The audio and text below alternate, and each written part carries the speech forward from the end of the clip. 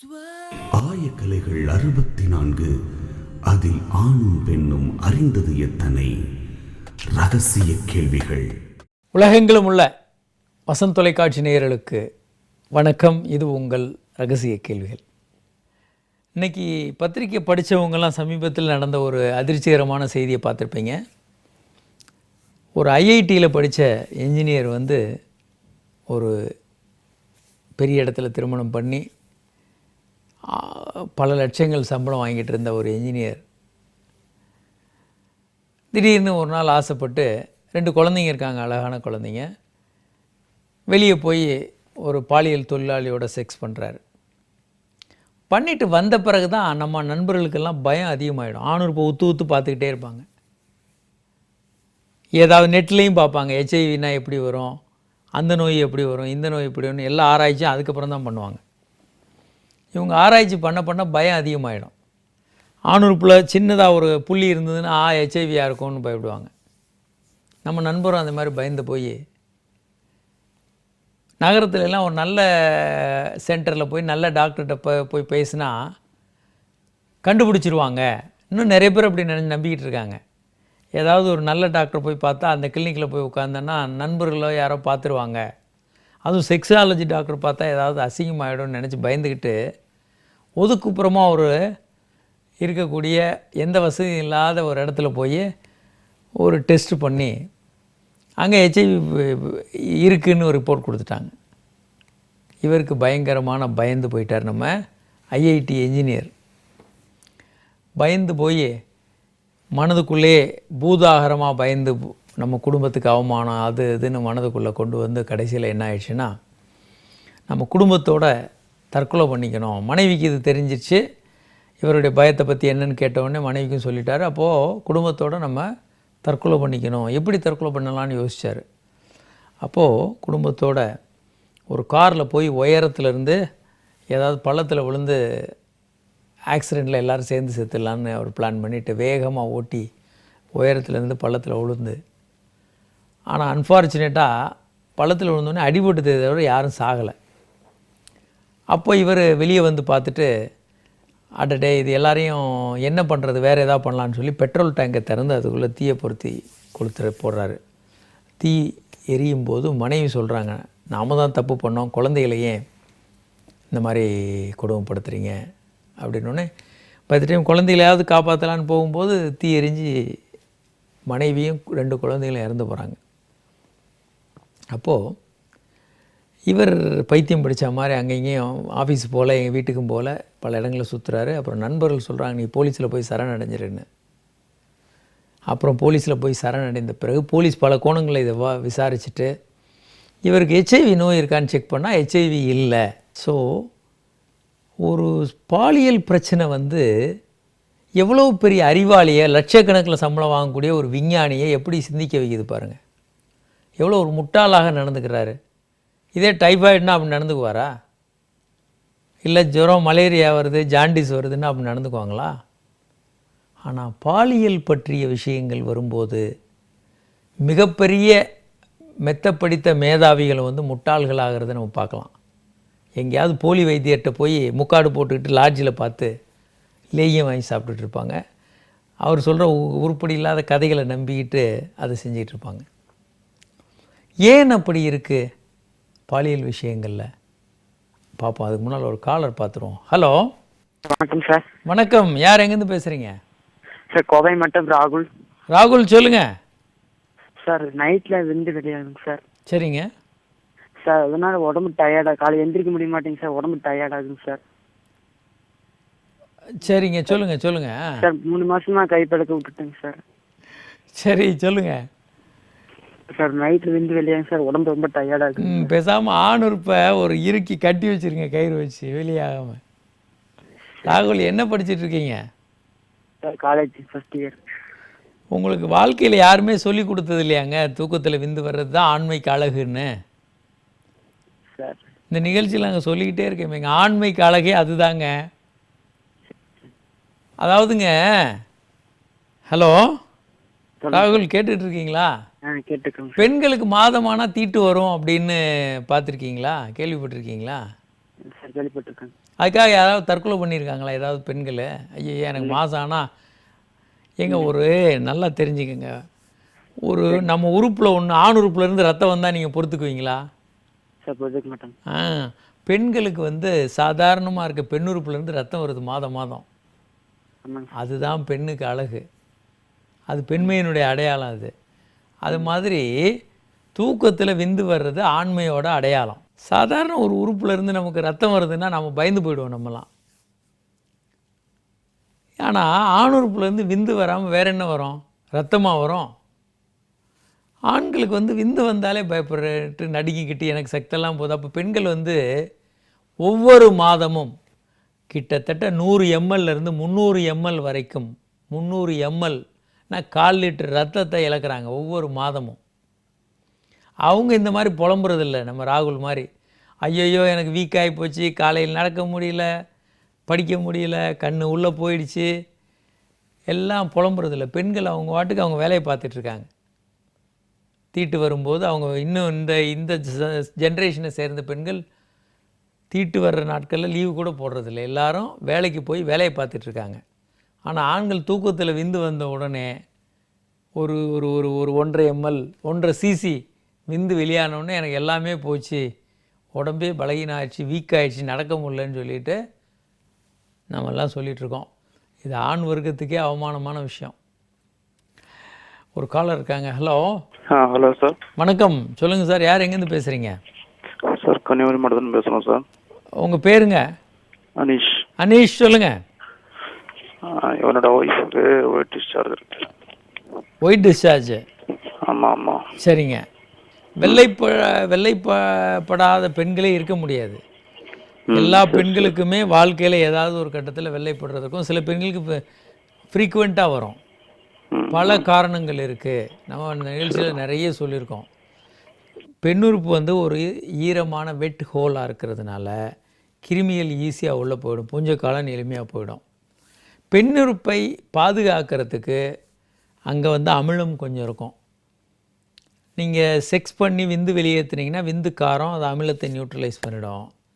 பெண்கள் தீட்டு வரும்போது அந்த அமிலத்தை நியூட்ரலைஸ் பண்ணிடும். ஏன்னா ரத்தம் காரம். இப்போல்லாம் பெண்ணுறுப்பில் எதுவுமே இருக்காது. அப்போ பூஞ்சை காளான் போயிடும், கிருமிகள் ஈஸியாக உள்ளே போயிடும். ஆசனவாய் பக்கத்துலேருந்து பெண்ணுறுப்புக்கு கிருமிகள் போகும், அங்கே போய் கிருமிகள் வரும். இப்படி பல காரணங்களால் பெண்ணுறுப்பில் வெள்ளைப்படுறது ரொம்ப ரொம்ப காமன். இயல்பாகவே கொஞ்சோண்டு வெள்ளையாக ஒரு ஆரோக்கியமான திரவம் கர்ப்பப்பையிலேருந்து வந்துக்கிட்டு இருக்கோம். ஆனால் துர்நாற்றமோ அரிப்போ இல்லாமல் இருக்கும். ஸோ துர்நாற்றத்தோடையோ அரிப்போடையோ வேறு கலரோடையோ வந்ததுன்னா, நிறைய வந்ததுன்னா அதை வெள்ளைப்படுதல்னு சொல்லலாம். அது என்ன கிருமின்னு பார்த்து அதை சரி பண்ணுவாங்க மருத்துவர்கள். ஆனால் பண்ணுங்கள், ரொம்ப நாள் பண்ணாமல் விட்டால் அடுத்து குழந்தை பேர் மற்ற பிரச்சனைகள்லாம் சிக்கலாகும். அதனால் இந்த மாதிரி வெள்ளைப்படுதல் அதிகமாக இருந்தால் உடனடியாக சிகிச்சை எடுத்துக்கோங்க, கவலைப்பட வேண்டாம். ஒரு காலர் இருக்காங்க. ஹலோ. ஹலோ, வணக்கம். யார் எங்கேருந்து பேசுகிறீங்க சார்? வணக்கம் sir. I'm Saravanan from Erode district sir. Saravanan, சொல்லுங்கள் சார். எனக்கு ஒரு சின்ன டவுட். எனக்கு மேரேஜ் ஆயிடுச்சு, 2 years ஆகுது. கேட்குறீங்க, பெரிய டவுட்டாக கேளுங்க, சொல்லுங்கள் சார். அதான் செக்ஸ்ங்கிறது ஒரு வீக்கில் எத்தனை டைம் சார் வச்சுக்கலாம்? புதிதாக கல்யாணம் ஆனவங்க 4 முறை 5 முறை வச்சுக்கலாங்க. Okay sir. அதுதான் நல்லது. ஓகே. அப்படி தானாகவே கொஞ்சம் கொஞ்சமாக குறைய ஆரம்பிச்சிடும். குழந்தை வேணான்னா கூட நீங்கள் மருத்துவர் அணுகி அதுக்கான பாதுகாப்பு முறைகளை பயன்படுத்திக்கிட்டு ரெகுலராக டெய்லி செக்ஸ் பண்ணுங்கள். Okay sir.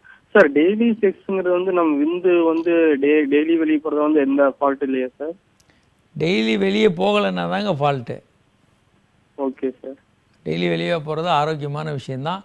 புதிதாக கல்யாணம் ஆகிறவங்களுக்கு டெய்லி விந்து செக்ஸ் பண்ணுறது உடம்பு நல்ல ஆரோக்கியமாக இருக்கும், நல்லதும் கூட. அப்போ தான் நீங்கள் லாங் ரனில் ஒரு 20 வருஷம் கழிச்செல்லாம் செக்ஸ் பண்ணிகிட்டு இருப்பீங்க. கல்யாணம் ஆனதுலேயே மாதத்துக்கு 1 முறை வாரத்துக்கு 1 முறைன்னெல்லாம் குறைச்சிட்டிங்கன்னா உங்கள் திருமணங்கள் ஒரு 5-6 வருடங்கள்லேயே செக்ஸே இல்லாத திருமணங்களாக மாறிடும். செக்ஸ்லெஸ் மேரேஜஸ்ன்னு நம்ம சொல்லுவோம். அது பல பிரச்சனைகளை கொண்டு வரும்.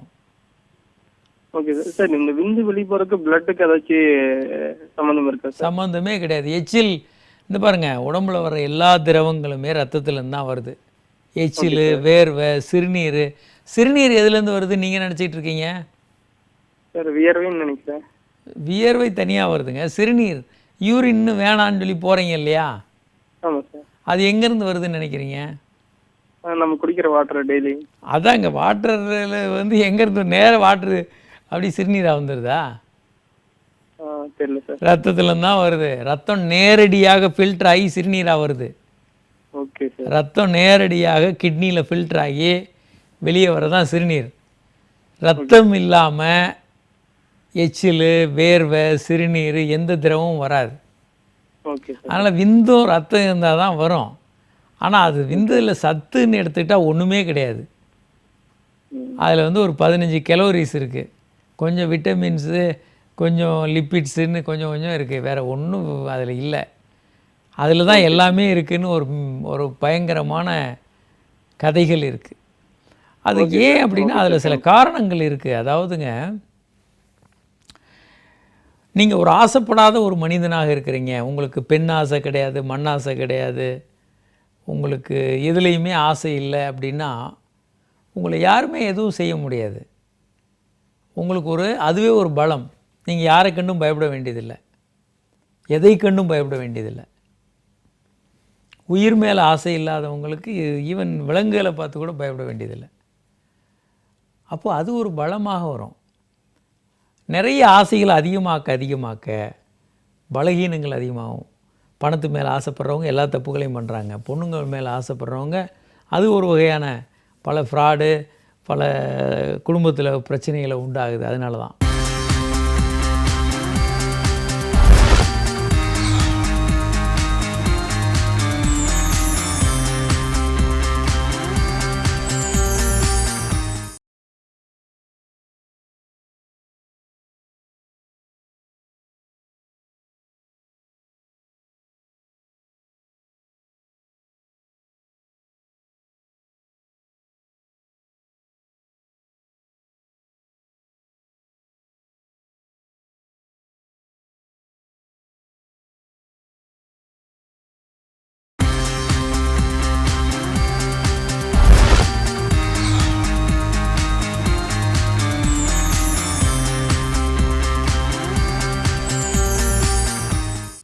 ஒரு காலர் இருக்காங்க. Hello sir. சார் நான் இங்கே கோயம்புத்தூர்லேருந்து பேசுகிறேன் சார். வணக்கம், சொல்லுங்கள் சார்.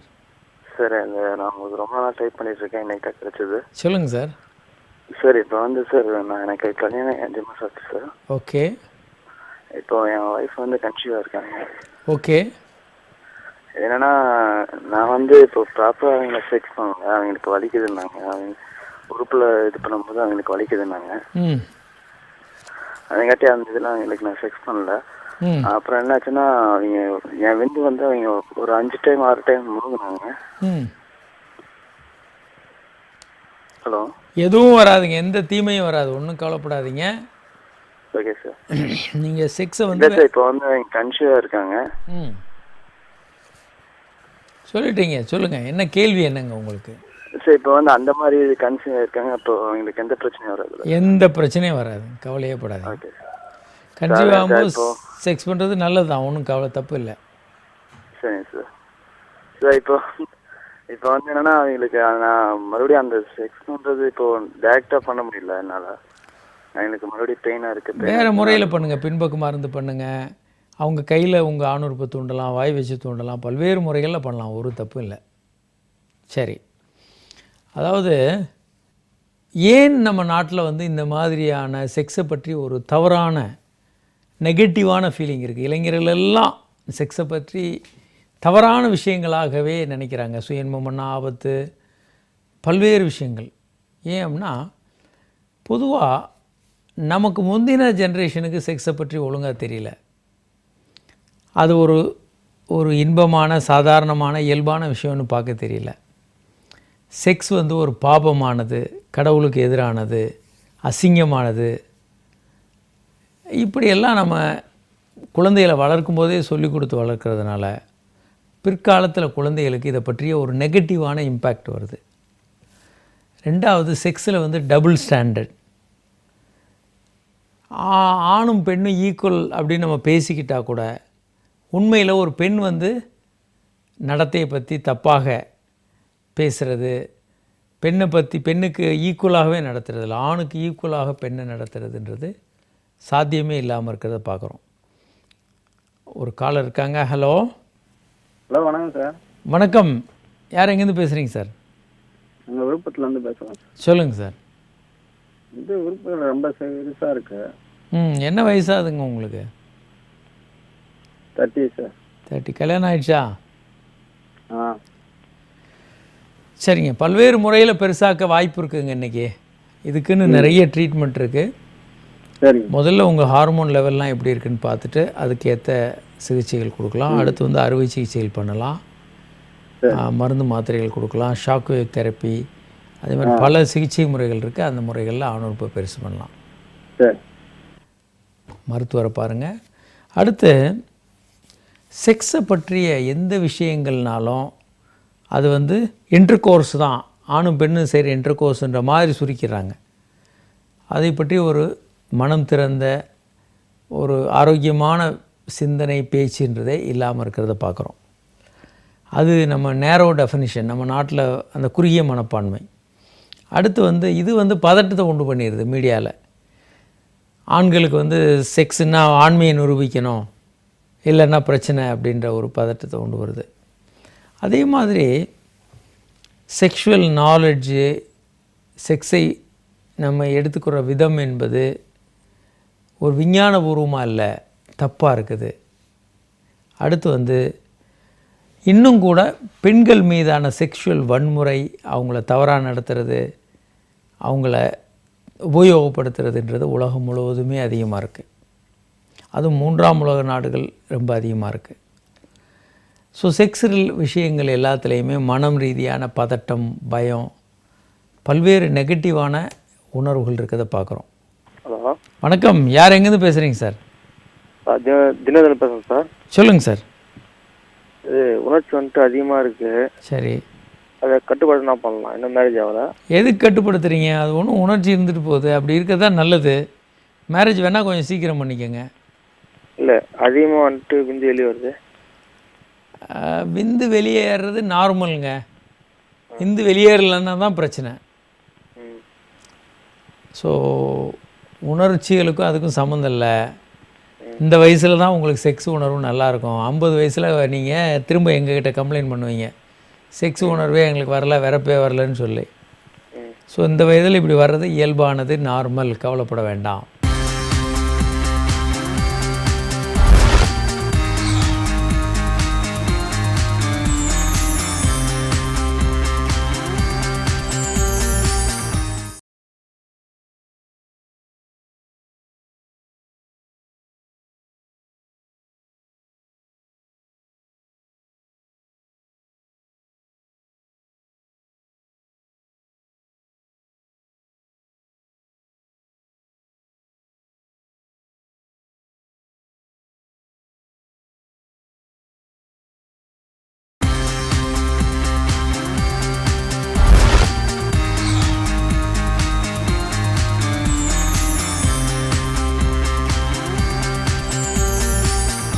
ஸோ செல்ஃபை பற்றி பல விஷயங்கள் முக்கியமாக மீடியாக்கள் வந்து நமக்கு சொல்லித்தருது.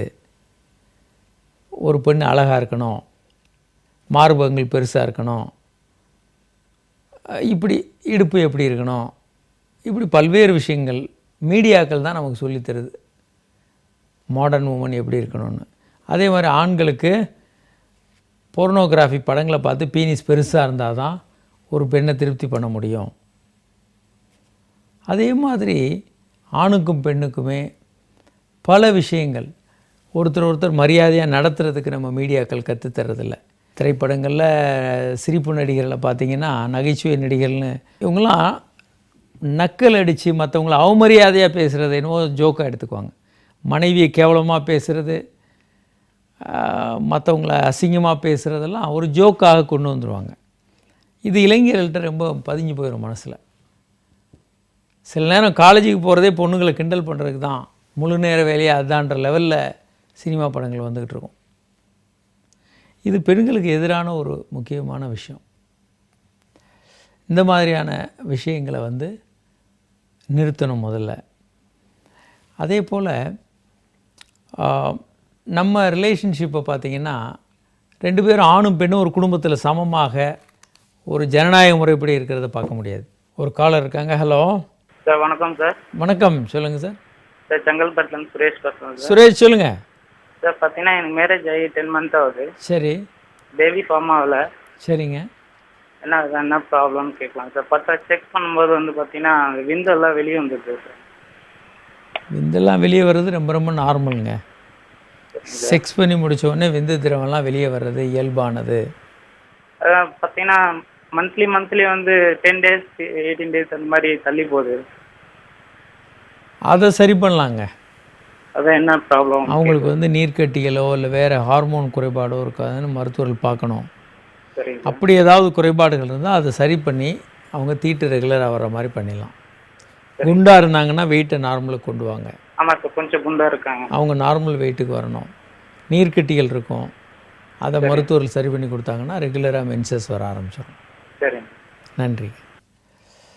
அதே மாதிரி பால்வினை நோய்களை பற்றிய பயம் பதட்டம் இருக்கும். இந்த நிகழ்ச்சியில் கூட நம்ம ஒரு கதை சொன்னால் எப்படி ஒரு பால்வினை நோய் பற்றிய பயம் வந்து ஒரு குடும்பத்தை அழிச்சதுன்னு. அந்த மாதிரியான இன்னும் நம்ம பல்வேறு குடும்பங்கள் இருக்கிறத நம்ம பார்க்குறோம். அதே போல் பல விஷயங்கள் செக்ஸை பற்றி ஒரு விஞ்ஞானபூர்வமான தகவல்கள் நம்ம குழந்தைகளுக்கு தெரிஞ்சிக்கக்கூடாதுன்னு பெற்றோர்கள் நினைக்கிறாங்க. அதனால் கெட்டு போயிடுவாங்கன்னு. அதனால் பல பிரச்சனைகள் வர்றதை அவர்கள் பெற்றோர்களுக்கு தெரிவதில்லை. ஸோ ஒரு செக்ஸை பற்றிய ஒரு விஞ்ஞானபூர்வமான கண்ணோட்டம், உடல் பற்றிய ஒரு விஞ்ஞான ரீதியான விஷயங்கள் குழந்தைகளுக்கு தெரியணும். அது ரொம்ப ரொம்ப முக்கியம். ஒரு காலர் இருக்காங்க. ஹலோ. ஹலோ, வணக்கம். வணக்கம் டாக்டர். சொல்லுங்கள் மேடம். சரி, எனக்கு வந்து 49 years வந்து ஆகுதுங்க. சரிங்க. எங்க ஹஸ்பண்ட் வந்து இறந்து ஒரு 14 years ஆகுதுங்க. சரிங்க. ஹலோ. சொல்லுங்கள், கேட்டுக்கிட்டு இருக்கேன். கேக்குதுங்களா நான் சொல்றது? கேட்குறேங்க.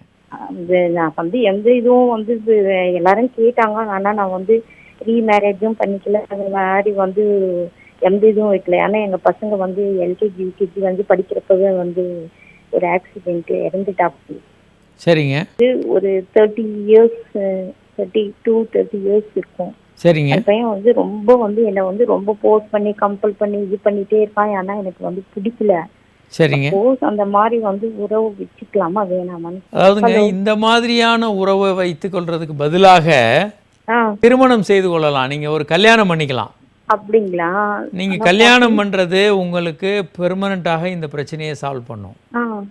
நம்ம ஊரை பொறுத்த வரைக்கும் இந்த மாதிரி முறையற்ற உறவுகள் வந்து உங்களை அவங்க வந்து பின்னால த்ரெட்டன் பண்றவோ கொலை பண்றதுல இருந்து பல வந்து எவ்வளவோ கம்பல் பண்றாங்க நிறைய பேர். ஆனா வந்து எனக்கு வந்து பிடிக்கல. எனக்கு வந்து பசங்க தான் வந்து முக்கியம். அவங்க பசங்க உடைய வந்து எஜுகேஷனு, அவங்கள வந்து ஒரு நல்ல கொண்டு போகணும். அதுல தான் எனக்கு வந்து கான்சென்ட்ரேட் ஃபுல்லாங்க. அதனால நான் எல்லாத்தையுமே வந்து அவாய்ட் பண்ணிட்டேன்.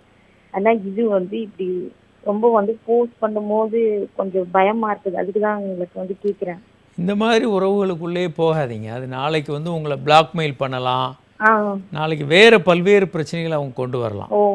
அதுக்கு பதிலாக ஒரு முறையான திருமணம் உறவு பண்ணிக்கலாங்க. அதாவதுங்க, நீங்கள் உங்கள் வயதை ஒட்டிய ஒரு 50 வயது மனைவியிலேருந்து ஒரு ஆணை நீங்கள் திருமணம் பண்ணிக்கலாம். ஒரு தப்பும் இல்லை. அதாவது எலிசபெத் டெய்லர்லாம் அந்த காலத்தில் எலிசபெத் டெய்லர் அவங்க கடைசி திருமணம் நடக்கும்போது அவங்களுக்கு வயது 63. அதனால் திருமணம் வந்து நீங்கள் ரைட் ராயலாக பண்ணிக்கலாம். நீங்கள் யாருக்கும் பயப்பட வேண்டியதில்லை. இன்னொரு உங்களுக்கு திருமணம் பண்ணலான்னு ஒரு உணர்வு இருந்ததுன்னா கண்டிப்பாக ஒரு திருமணம் நீங்கள் நிச்சயம் பண்ணலாம். அது ஆரோக்கியமான விஷயம். அதுக்கு மேலே இந்த தவறான உறவுகள் வந்து பல நேரங்களில் நம்ம ஊரை பொறுத்த வரைக்கும், நம்ம ஊரில் இப்போ வெளிநாடுகளில் சில நாடுகளில் வந்து ஒரு ஆணும் பெண்ணும் விரும்பினாங்கன்னா உறவு வைத்துக்கொள்ளலாம். ஆனால் நம்ம நாட்டை பொறுத்த வரைக்கும் திருமணத்திற்கு வெளியேயான எல்லா உறவுகளுமே கள்ள உறவுகள் தான். அது வந்து பிளாக்மெயில் பண்ணுறது, உங்களை மிரட்டுறது, வெளியே தெரிஞ்சா பிரச்சனை அப்படின்னு உங்களை வந்து பிளாக்மெயில் பண்ணி பணம் பறிக்கிறது, பல்வேறு பிரச்சனைகளை கொண்டு வரலாம். அதனால அந்த மாதிரி விஷயங்களை அவாய்ட் பண்ணுறது நல்லதுங்க. ஒரு முறை நீங்கள் ஈல்டு பண்ணிட்டீங்கன்னா மறுபடியும் நோ சொல்ல முடியாது. அவங்க அடுத்த முறை ஒரு முறை நீங்கள் இந்த மாதிரி அவங்களோட உறவு வச்சுக்கிட்டீங்கன்னா அவங்க அடுத்த முறை அப்ரோச் பண்ணும்போது முடியாதுன்னு நீங்கள் சொல்ல முடியாது. ஓ சொல்ல முயற்சி பண்ணீங்கன்னா அவங்க வேறு மாதிரி மிரட்டுவாங்க, நீ உன்னை பற்றி தெரியாதான்னு, அந்த மாதிரியெல்லாம். அதனால் இந்த மாதிரியான உறவுகளை அவாய்ட் பண்ணுறது நல்லது. இல்லை நான் அது மாதிரி வச்சுக்க மாட்டேன். இருந்தாலும் ஒரு சந்தேகத்தில் வந்து கேட்டேங்க. ஏன்னா எனக்கு அது பிடிக்கல. ரீமேரேஜும் வந்து பண்ணிக்கிறதுக்கு வந்து பிடிக்க மாட்டேங்குதுங்க. எனக்கு வந்து பசங்க வந்து கொஞ்சம் முன்னேற்றம் பண்ணணும், அதிலே தான் வந்து என்னுடைய கான்சென்ட்ரேட் எல்லாம் வந்து போதுங்க. பசங்கன்னுட்டு அவங்கள போயிட்டு நான் ஹாஸ்டலில் தான் சேர்த்துருக்கிறேன், போய் பார்க்கறது, அதுக்கே வந்து சார் நான் தப்பாக எடுத்துக்காதீங்க, நான் அதுக்கே வந்து நான் சால்வி கூட வந்து ரிமூவ் பண்ணாமல் வந்து என்னுடைய பாதுகாப்புக்காக வந்து நான் அப்படியே தான் வந்து போட்டிருக்கிறேன். ஆனால் இதுதான் வந்து என்னை ரொம்ப டிஸ்டர்ப் பண்ணுது. இந்த ஒரு ஒரு ஒரு ஃபோன் காலும் ஒரு பையன், அதுக்காக தான் சரி கேட்டுடலான்னு கேட்டேன். சரிங்க, நன்றி. ஹலோ, சரிங்க சார். இது தவறானதுன்னு இப்போ வந்து உண்மையாகவே நான் தெரிஞ்சுக்கிட்டேன். ரொம்ப தேங்க்ஸுங்க. நன்றிங்க. இன்னும் நிறைய விஷயங்கள் நம்ம தொடர்ந்து பேச இருக்கிறோம். இன்று இந்த நிகழ்ச்சியில் பங்கு பெற இயலாத வாசகர்கள் உங்கள் கேள்விகள் எங்களுக்கு SMS மூலமாக அனுப்பலாம். 7810077788 என்ற எண்ணுக்கோ 7305577888 என்ற எண்ணுக்கோ உங்கள் கேள்வியில் எங்களுக்கு SMS மூலமாக அனுப்பலாம். அல்லது hi@drkamarajhospital.com என்ற மின்னஞ்சல் முகவரிக்கு உங்கள் கேள்வியில் எங்களுக்கு மின்னஞ்சல் மூலம் அனுப்பலாம். மீண்டும் நாளை சந்திப்போம். வணக்கம்.